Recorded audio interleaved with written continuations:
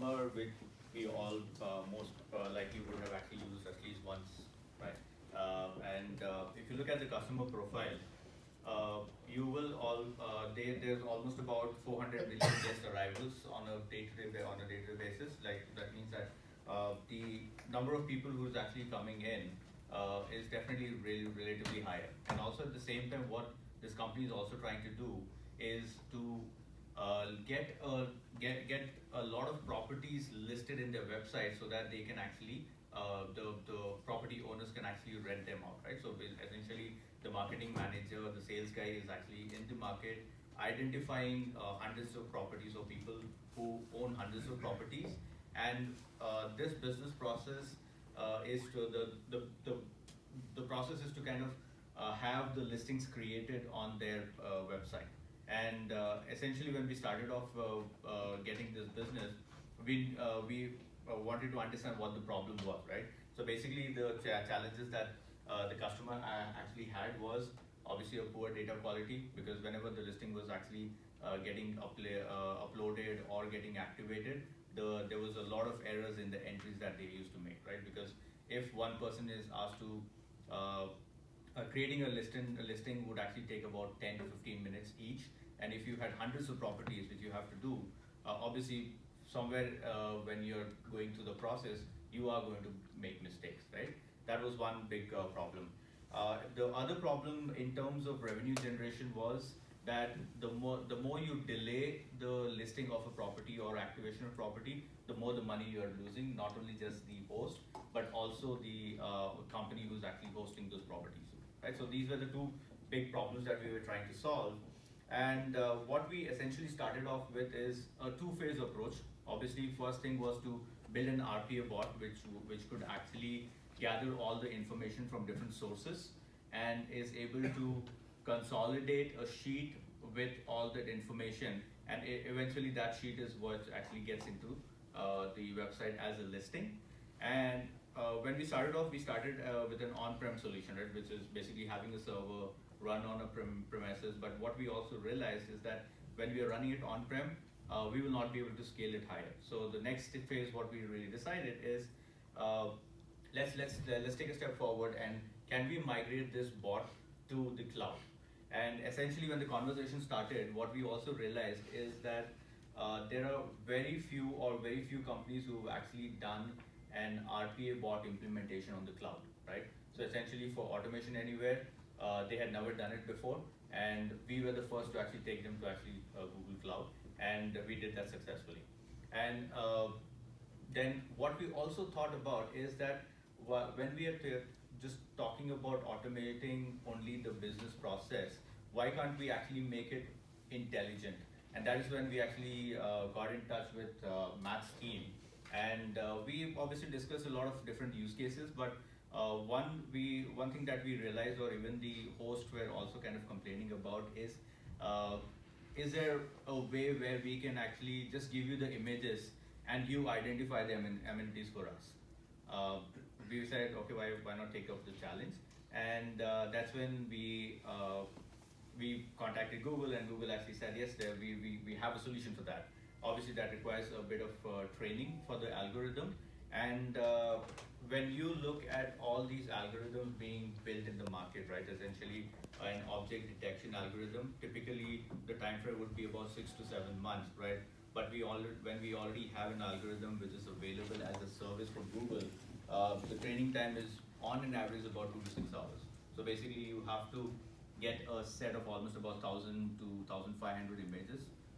Then you'll have to identify, or let's say you'll have to upload those images as a training data.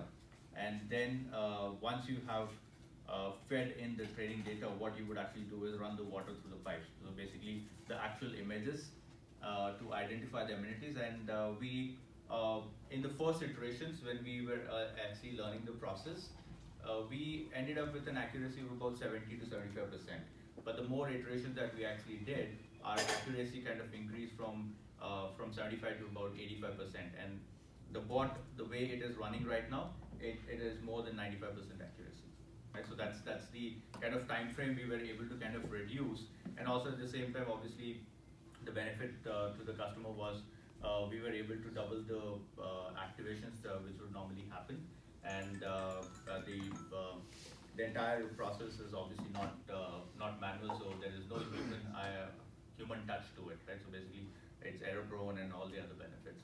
What we learned in the exercise is that obviously we always go and tell our customers that whenever you are initiating an automation on an RPA or an AI journey, you would first want to understand what is your end outcome that you really want to get to, right? Because without understanding the end outcome, if you start with an automation, you may just write a script and then you'll forget about it, right? So that's one. The second is that whenever you are, obviously you know the end objective, but if you are not clearly articulating what you really want to achieve, right? There could be the end objective, some people may actually just say, oh, I want to apply intelligence to a business process. Now that's a very kind of a motherhood statement, but which could include everything. But if you're not articulating as to in the journey that you are going to go through, what are the steps that you really want to kind of take to get there, right? So that's very important. And whenever you get or start an initiative like this, you always have to plan for scalability, right? Because when we started off, we also learned that when we are going to be running on-prem, we are never going to be scalable. So that's when we actually changed our strategy as well. And the data that we had actually captured, right? So obviously, when we are dealing with images, there's different types and different quality of images that you're going to get from across the web. So basically, what we also saw is that the lower the quality of the images is, it's not really giving the accurate results. So obviously, they're like Jay said, garbage in, garbage out. So basically, you have to take care of your data. And then the last but not the least is obviously you have to decide on the right set of technologies that you really want to use, and you obviously want to start off whenever you're starting and you don't have the expertise in your own organization. Basically, use somebody who's already done that before. So that actually helps you kind of reduce the time frame to actually start the initiatives. So that's the whole gist of it. Any questions? Feel free to ask. I'm open for it. So in the RPA, there are quite a few players, right? So just wanted to know, like, what was your criteria for choosing automation? So essentially what we did, obviously there are three major players, right? So UiPath, Automation Anywhere, and then Blue Prism. Okay. So we had worked with UiPath also, okay? And this bot can also be kind of essentially built on UiPath. The reason we actually went with Automation Anywhere is the one is the kind of support which we got, right? So basically we needed some technical help in some of those let's say integrations as such, right? So we were able to kind of get that in a much faster time frame. Not saying that we would not have been able to get from UiPath, but it's just that around the time when we were deciding on the solution, that's one of the things that we really did. The second part was also the knowledge within our own ecosystem, where there were people who had already done some work in Automation Anywhere, and they knew the technology very well. These were the two prime factors. So was there anything else? I think cloud is slightly new for most of the RPA vendors, right? So they typically are now small scale or a repetitive process. So that's where I think we realize is someone who is ready to walk that kind of a journey, right? To get it on a cloud, customize, build whatever is in the product roadmap and add it to that. So I think that's where the AA relationship helped us to do that. So in fact, the newer version of the cloud version of the Automation Anywhere, our team is kind of helping them kind of test it as well. So that's the extent of our relationship with Automation Anywhere. But to be very precise, we don't really find the difference between three platforms if you have to just apply this use case. They all have the features set that is available to do that. So which technologies are you guys using? Hands up for Automation Anywhere? UiPath? Blue Prism? None. Other? Other. None, yeah, none was going to be my other, I was gonna say other than how. We are researching, our IT group is, already they are implementing UiPath, they are still in the POC process. I think for Automation Anywhere, Suhas is engaged with us, to get us there. Are you able to talk about the use case you guys are implementing? Sorry? Are you able to talk about the use case that you're implementing? Yeah, so we are, one of the use cases in our sales organization, which our IT is implementing in Riverbed, and for global support, Infogen is helping us.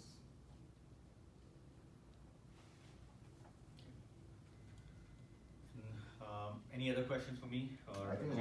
one of the key thing in Automation Anywhere is, I guess, the cognitive bots, right? The way they are revolving around cognitive bots. Yes. They have a very solid roadmap for this. They're investing a lot. I think at the time when Automation Anywhere started all the RPA process, UiPath didn't even have the cognitive bots. If I have to make everybody raise their hand, then I will ask a question. How many of you guys will be implementing in finance operation? Literally, I see every customer we are talking to, finance ops is the first one they look at. Can I actually move the spreadsheet out of the way or the processes out of the way? Get the reimbursement cleared so fast. Yeah, so this could be in the invoice with reconciliation, or it could be in the some of the payment processes. I think, well-established standard operating procedures. People are taking a shot at it. That's where this use case stands out slightly off from the typical RPA candidates, because this was pretty much a brainstorming with the customer, which we came up with this kind of an idea. But I think that's where most of the companies are immediately seeing the value. I think Shyam possibly can vouch for it. I think that's where possibly significant. You're right, that most of the use cases that we have, out of 125 that we have, most of them are back office functions. But we also do a front office functions automation as well, whether it is sales operations or order management. We use both TaskBot as well as IQ bots for our OCR capabilities. So again, we were probably the earliest adopter of IQ bot for automation anywhere. And I think we are trying to accelerate the automation journey within the app. Yeah. So one other example that I'll share my own experience of working with one of United States' largest health systems, and their CIO thinks of RPA as a band-aid, and they are not really keen on going down that route. So that's another philosophy of adoption of automation or even process transformation. So they are embarking on a 2-year journey for process transformation, and they are exploring whether they can apply Band-Aid in the interim to help them go along the way, like spreadsheets out of the way for a while. But at the end of the day, they are thinking about broader process transformation, and in that regard, they don't really consider RP as important. So that's another school of thought. I don't agree with it, but I have seen flavors of that too. Interesting. I think it all, we can take any tool and abuse it. Yeah. Or you can take any tool and use it effectively to transform business, right? I think our approach is to use RPA not as a bandage, but to use that as a way to do straight-through processing. We have approaches to, especially when you look at order management, we don't want all the orders to be high touch or human touch. So we sell, the entire NetApp gear. We also sell cables, right, to go along with it. So you don't need humans to be processing those orders or managing the logistics aspect of it or collecting the money of it. So it should fly through automatically. So that's how we use as a enabler rather than using that to, putting a lipstick on a pig. Yeah. In this case, it's a revenue generation. So I Yes, think that's to a- counter your yeah, argument, people typically think that, so I think to Shyam's point, cognitive coming in picture is where it will get becoming more and more interesting. Not just bandage cannot be called intelligent bandage, right? So Yeah, that's when the entire lens is just on incremental change, is where the use case or the business case behind RPA falls through. When you are thinking about some of these use cases, that's where the true value of automation comes out. And it is getting combined with AR, VR. I mean, I give you one of the largest logistics company. If you have to ship a package from your home, you don't know how much it's going to cost you. You have to either go to nearest UPS or FedEx and weigh in, find out how much it's going to cost you, what's the most efficient way. And this customer actually, you can take a picture with your phone and write with, based on the image recognition, actually it'll tell you how much it's going to cost you and how much is the packaging, how much is the shipment and everything. So these are the other thing is if you go to a FedEx office, Kinko's, it used to be erstwhile Kinko's, today, if you actually want to get a poster printed and you don't know how the poster is going to look like on your wall, you can take the poster picture and you can take the same thing and you can see how much is how it's going to look like. So there's a lot of AR, VR application on top of bots, which is actually coming and making revenue increase, and new revenue generation opportunities, for customers. I think Matt. Well, next up is Matt.